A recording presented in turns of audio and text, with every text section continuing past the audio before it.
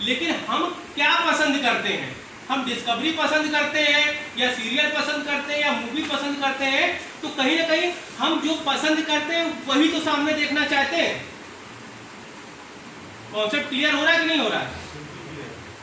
तो अगर हम यही पसंद करते हैं जो हम सामने देखना चाहते हैं, या ऐसे लोग हमें प्रभावित करते हैं जो सामने कैटेगरी चल रही होती है और हम उसको ज्वाइन कर लें। अब एक जगह सत्संग हो रहा है, एक जगह कुछ लोग जो है मौज मस्ती में लगे हुए हैं, और एक जगह बहुत से लोग पढ़ाई लिखाई क्वालिफाइड लोग हैं। तो अगर हम यहाँ से जा रहे हैं, तो हम यहाँ पर पहुंचे हैं, तो हमारे अंदर जो चल रहा होगा, जो कीड़ा होगा, उसी तरफ तो हम कदम बढ़ेंगे कि नहीं बढ़ेंगे? तो यहाँ पर उस संगत को दोष देना हमारे हिसाब से बेईमानी है। यहाँ पर हमें ये समझने की आवश्यकता है कि जो हम ज्वाइन कर रहे हैं, या इस तरीके के लोगों को जिन्होंने जो ज्वाइन किया है इस समाज में, इतिहास के पन्नों में, उसके पॉजिटिव और निगेटिव परिणाम क्या हो सकते हैं, इस पे फोकस करने की जरूरत है, करने की जरूरत है कि नहीं है? और अगर उसके अकॉर्डिंग हमने उस चीज का फोकस किया और मुझे उसके रिजल्ट भी, रुझान भी सामने नजर आ रहे हैं, वो पॉजिटिव और निगेटिव, अब उसके अगर निगेटिव रुझान नजर आ रहे हैं, उसके बावजूद भी अगर हम उस ग्रुप को ज्वाइन कर रहे हैं, तो यहां पर फिर क्या हुआ? ये हमारा चुनाव हो गया। अगर हमने गलत चुनाव किया है तो मेरे भाई उसके परिणाम भी गलत जो है आएंगे। अगर मुझे बैंक रॉबरी करनी है तो जाहिर सी बात है कि पकड़ गए तो ये संभावनाएं हैं। होता है कि नहीं होता है? तो वहां पर हमें मेन ये करना है कि अब इसमें क्या होता है, संगत अच्छी कैसे बनेगी। सबसे मेन चीज होती है कि यहाँ पर जो फोकस करने वाली बात है कि देखो, खाली मन शैतान का डेरा। अब जब आप खाली रहोगे किसी काम में, जैसा कि आपने बताया, मैं वहां पर जॉब करता था तो अच्छे लोगों में रहता था, और उसके बाद मेरी इंग्लिश बहुत अच्छी हो गई, मैं जॉब अच्छा करने लगा। तो कुल मिला के यहाँ पर ये कहा है, मेन होता है आप अच्छी जगहों पे, अच्छे लोगों में अगर आप बैठेंगे, जाहिर सी बात है, यही माँ बाप बताते हैं। माँ अगर प्रथम गुरु होती है बच्चे की, तो शुरू से अगर देखा जाए जो है, तो यही तो बताया जाता है। तो अगर हम अच्छी संगत में बैठेंगे तो अच्छे तरीके के हमारे जो है ब्रेन में थॉट आएंगे, और वैसे ही हम इम्प्लीमेंट भी करेंगे। अगर हम बुरी संगत में बैठेंगे तो उस तरीके के थॉट आएंगे, और फिर उस तरीके के रुझान आना चालू हो जाएंगे। ठीक है? तो संगत जो होती है, अब ये आप उस पर दोषारोपण नहीं कर सकते, आप बिल्कुल किसी पे मत करिए, सिर्फ और सिर्फ उसको दोषारोपण जो करना है अपने आप पे करिए कि मेरे द्वारा, मेरे मन के द्वारा, मेरे विचारों के द्वारा जो है कुछ गलतियां हो गई, जिसके परिणाम स्वरूप मुझे ये मिला है। लेकिन अब मैं संकल्प लेता हूं, इंसान हूं, गलती हो सकती है, किसी से भी हो सकती है, लेकिन अब मैं ये संकल्प लेता हूं कि मैं अपने जीवन में इन परिणामों के आधार पर ये सोच ले रहा हूं कि ऐसी संगत को, ऐसे लोगों से दूर रहूंगा, और हम अपनी संगत को, अपने विचार को नेक करके अच्छे लोगों में इन्वॉल्व करें। समझ में आ रही कि नहीं आ रही मेरी बात? समझ में आ रही कि नहीं आ रही? दूसरी चीज, जैसे मैंने इनसे एक प्रश्न पूछा, जीवन क्या है और मृत्यु क्या है, और उसमें फिर बीच में कर्म क्यों दिए जाते हैं, है ना? समझ में आ रहा है कि नहीं आ रहा? तो ये जो चीजें हैं, देखो, जीवन क्या है, सबसे पहले समझने की कोशिश करेंगे। जन्म क्या है? जन्म ये मान के चलिए कि आपके द्वारा, अगर थोड़ा आध्यात्मिक चीजों में समझने का प्रयास करिए, ठीक है, आपके द्वारा जो भी कर्म किए गए हैं पिछले जन्म में, अच्छे भी हो सकते हैं, बुरे भी हो सकते हैं, जो भी किए गए हैं, उसके अकॉर्डिंग जो आपको मिला है वो आपका जन्म है। आपने जो कर्म किया था उसी के अकॉर्डिंग आपको परिवार मिला, उसी के अकॉर्डिंग माँ बाप, घर, समाज, भाई, है ना, व्यवस्थाएं, तमाम सारी चीजें जो भी कुछ आपने करी है वो आपके द्वारा ही कमाई गई है। अगर आपका पिता जो है धनाढ्य है तो कहीं ना कहीं इसमें आपका भी, आपको अगर उनकी औलाद है तो आपके द्वारा कुछ ऐसे कर्म है जो आपको ऐसा मिला है। आपका कोई शारीरिक रूप से अंग भंग नहीं है, शारीरिक, मानसिक, बौद्धिक, हर तरीके से अगर आप अच्छे हो तो ये आपके द्वारा कमाई गई वो दौलत है जो कर्म के रूप में आपने किया था, जिसके अकॉर्डिंग जो चीज मिली है। ठीक, तो इससे क्या डिसाइड हो गया? आपका जो है जन्म डिसाइड हो गया। कहां पर क्या हो गया? ब्रह्मा जी ने लिख दिया। ठीक है, अब क्या है कि ये जो मृत्यु और जन्म के बीच में जो कर्म छुपा हुआ है, ये कर्म वो परीक्षा है जिसके आधार पर आप चाहो तो जन्म मरण से मुक्ति पा सकते हो, अपने आप को परमार्थ धर्मार्थ कर सकते हो। ठीक है, चाहो तो आप ऐसे कर्म कर सकते हो कि दोबारा इंसान रूप मिल सकता है, और चाहो तो आप ऐसे भी कर्म कर सकते हो कि जिससे 84 लाख योनियों में आपको विचरण करना पड़े। ये भी आप ही का चुनाव है। इस चुनाव में लोग जो सहायक के रूप में माँ, पिता, भाई, बहन, आपके इष्ट मिष्ट जो भी आते, ये सहायक के रूप में आपको मोटिवेट कर सकते हैं, समझा सकते हैं, बता सकते हैं, अपने द्वारा जो उनको जो है एक तरीके से उनको जो एक अनुभूति हुई है उसके अकॉर्डिंग आपको सलाह दे सकते हैं। लेकिन अंततोगत्वा चुनाव आपका ही वहां पर सर्वमान्य होगा। जो जस करहि सो तस फल चाखा, कर्म प्रधान विश्व रचि राखा। जैसे कहते हैं कर्म प्रधान विश्व रचि राखा, जो जस करहि सो तस फल चाखा। ठीक, अब क्या है, इस जीवन और मृत्यु के बीच में जो कर्म आप कर रहे हैं, और जैसे जैसे पॉजिटिव हो या निगेटिव हो, जो जो कर रहे हैं उसके आधार पर अब अगले के लिए तैयार हो जाइए। करता था तो क्यों किया, अब कर क्यों पछताए, और बोए पेड़ बबूल का तो अमवा कहां से खाए। तो कर्म प्रधान विश्व रचि राखा, जो जस करहि सो तस फल चाखा। खोल के साफ साफ लिख दिया गया है। इस पे आप किसी को दोषारोपण नहीं कर सकते। भाई ने मेरे साथ ऐसा कर दिया, भौजाई ने मेरे साथ ऐसा कर दिया, पिता ने मेरे साथ कर दिया, दोस्त ने ऐसा कर दिया, यदि ऐसा नहीं होता तो मैं ऐसा होता, वैसा नहीं होता तो ऐसा होता। कुछ नहीं, कुछ नहीं। टोटली आप स्पीचलेस हो जाइए, जिस तरह भगत सिंह हो गए थे कि हाँ मैंने असेंबली में बम फोड़ा है तो जो भी होगा उसको मैं मुस्कुरा के उस चीज का जो है परिणाम भोगने के लिए तैयार हूं।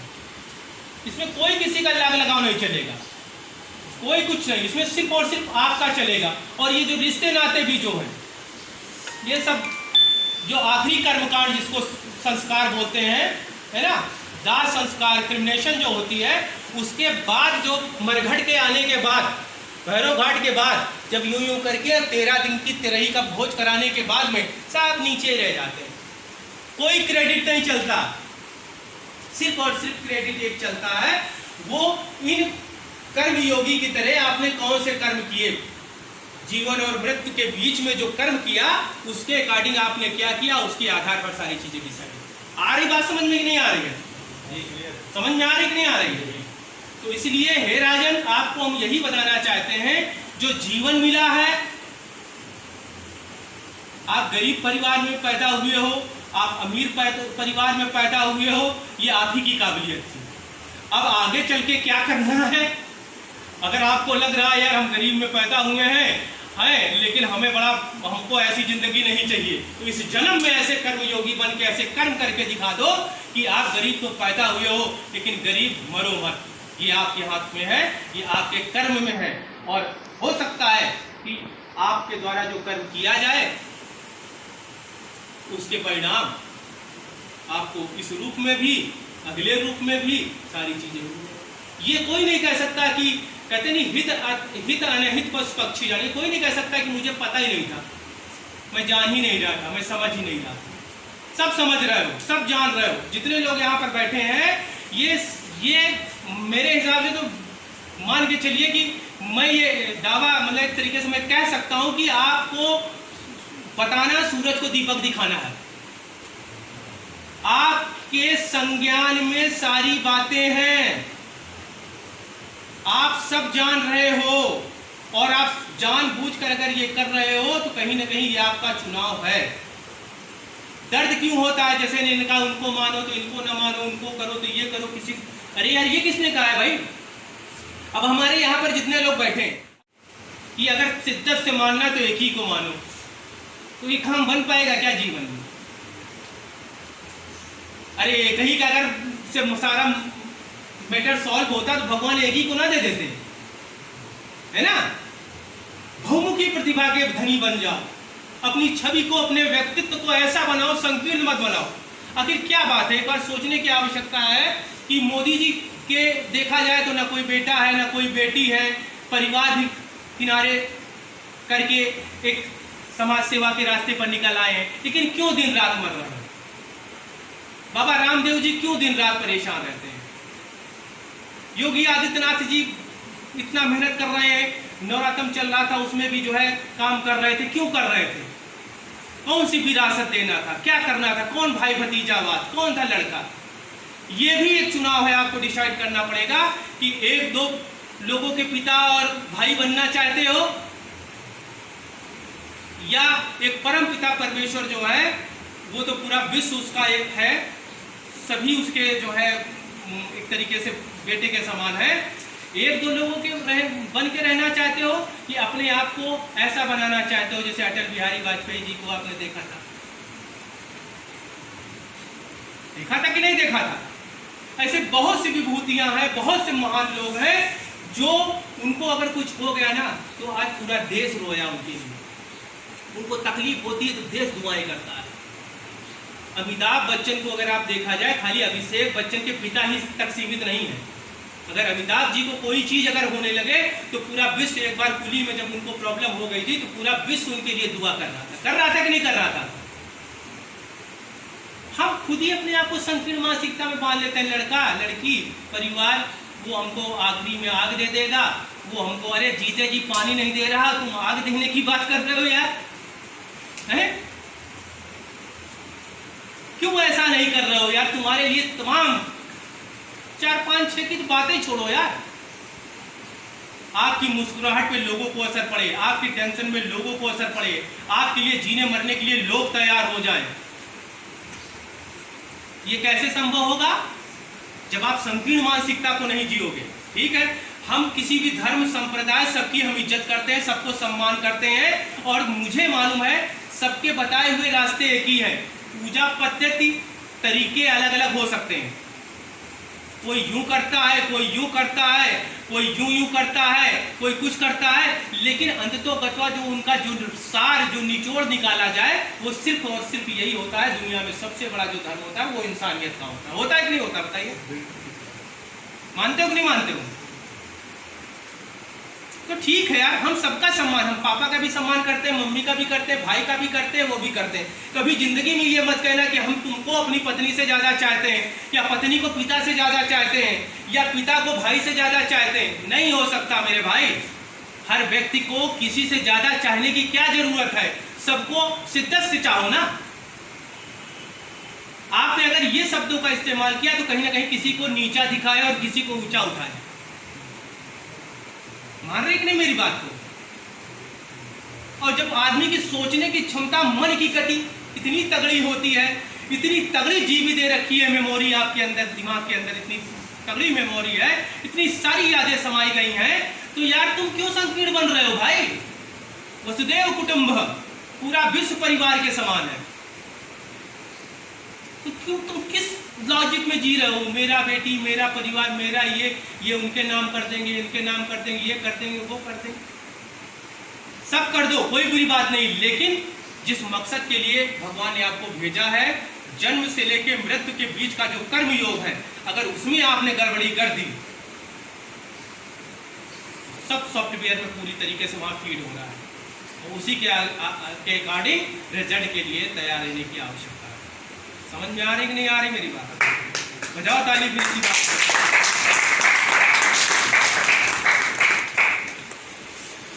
क्यों भाई, कुछ समझ में आया कि नहीं आया?